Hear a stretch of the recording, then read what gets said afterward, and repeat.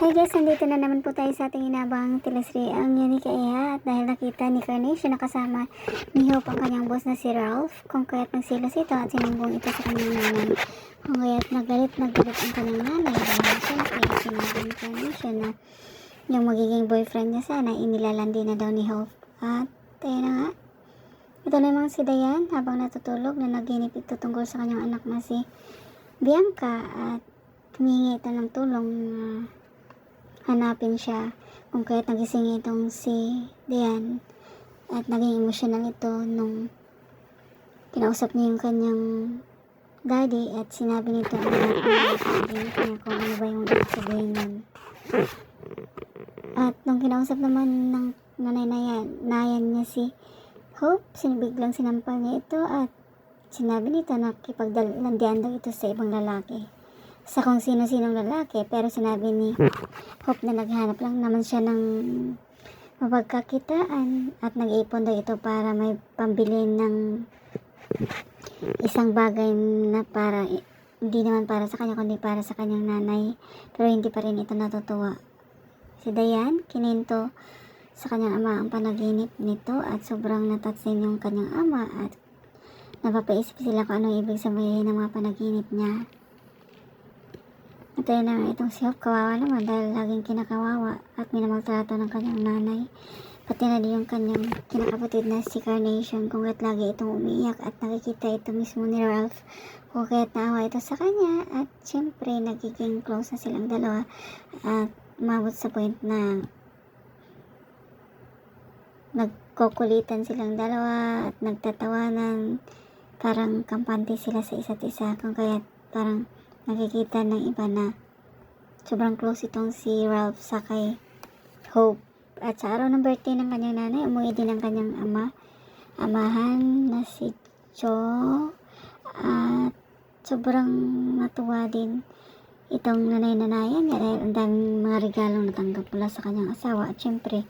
sobrang excited din itong si Hope para ibigay yung regalo sa kanyang nanay at napakalaking nakabalot na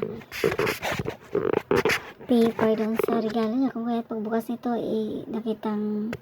makina pala yung regalo niya at nagkunwari na lang pala itong natutuwa ang kanyang nanay dahil nasabi ng kanyang asawa na pwede na siyang manahi o gumawa ng mga retaso at mga basahan, kung kaya ayun, nung nagpaalam na at umalis na itong tatay at babalik niya na sa trabaho, pag-alis pa lang nito at hinarap ng nanay-nanayan niya itong si Hope at bigla niya itong sinampal. Nagulat si Hope dahil sa reaksyon ng kanyang nanay dahil ang pag-aakala niya itong tuwa ito doon sa regalo niya, pero hindi pala. At dahil sinabi ng nanay-nanayan niya na kasi baka mag-expect daw yung asawa niya na pag-uwi nito ang daming nagawang mga basahan at syempre dagdag lang daw yun sa trabaho niya. At ito naman si Carnation, sinusulsulan pa yung nanay niya na kasi tagagawa ng basahan, nakakahiya daw yung ganun. At doon napaiyak na lang itong si Hope, pero wala siya magawa dahil ganun talaga ugali ng kanyang nanay-nanayan. At ito naman sila Dayan, mayroon silang medical mission ang kalahi kung saan si Dayan mismo ang namumuno at doon mismo sa resort kung saan nagtatrabaho itong si Hope, nagpabook sila doon at doon sila magstay kasama ang mga medical staff, mga doktor at mga nurses, kung kaya ayan, excited na ang lahat. Siyempre pati na din itong si Dayan dahil makakatulong sila sa ibang tao at yun daw ang laging ginagawa nila ng kanyang anak na nabubuhay pa ito.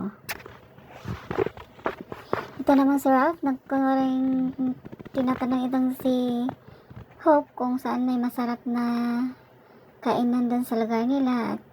gusto niya daw kumain sa ibang restaurant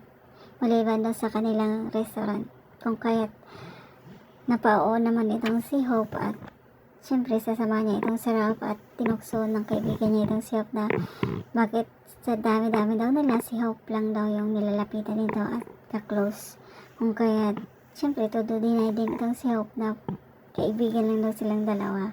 At dumating na yung mga nurses at mga doktor na kasama ni Dayan at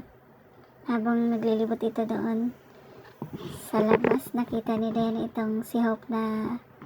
nakatalikod, pero syempre parang tinititigan niya ito ng malayuan nang bigla may lumapit sa kanya at niyaya sa loob, o kaya nawala nasa isip niya yung sundan si Hope. At ayun na nga guys, abangan natin naman sa susunod na kabanata ang pagkikita ni Dayan at ni Hope na kung saan isa siya sa ginawa ng kanyang husband na si Christian na human cloning, kung kaya't ayan na nga, sana makikilala na ni Hope ang tunay niya magulang at ganoon din si Dayan para mabawasan ang pangungulila niya sa kanyang pinakamamahal na anak. At ayun na nga guys, thank you so much for watching. Please don't forget to like, subscribe, and press the bell button for you to notify on my next video. Thank you and bye!